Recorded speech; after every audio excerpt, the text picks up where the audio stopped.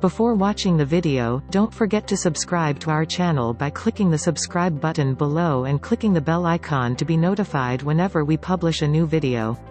Liver function tests for detecting liver conditions. If you are talking about liver disease, well, this is just too broad a subject. This is because there are a lot of liver conditions to be wary about. And here are some of them, just to name a few: benign tumors, cirrhosis, Gilbert syndrome, hemachromatosis, hemangiomas, hepatitis A, B, and C, liver cysts, spots, and tumors, sclerosing cholangitis, and Wilson's disease. Mind you, these are just the more common ones. There are still some that are not included in the list. With these many potential liver conditions, it would make sense for people to want to have some sort of test to determine the working conditions of the livers. Fortunately, there is indeed such a test for that. And this is called the liver function test, or the LFT. If you suspect that you might be suffering from any type of liver condition, then you might want to check with your physician about having a liver function test administered. So, what happens when you take this LFT? First off, blood samples from the patient are gathered for analysis.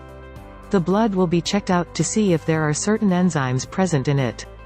The levels of these enzymes are also determined. The relevance of these levels of enzymes acts as some sort of markers for certain liver conditions. But you should not be mistaken about the LFT, because the name of the test is actually misleading. You see, the LFT does not measure or determine liver function. It is only used to detect potential liver conditions. So, you should not think that the LFT could determine as to whether or not your liver is functioning the way it's supposed to function. Also, if the blood samples gathered come back normal, this is not a clear indication that you do not have any type of liver condition at all. The LFT should be tempered with the medical observations of a hepatologist, or a physician that specializes in liver conditions. Yes, the LFT is indeed helpful in determining the presence of liver conditions in your system, but this test is not enough to come up with an accurate diagnosis.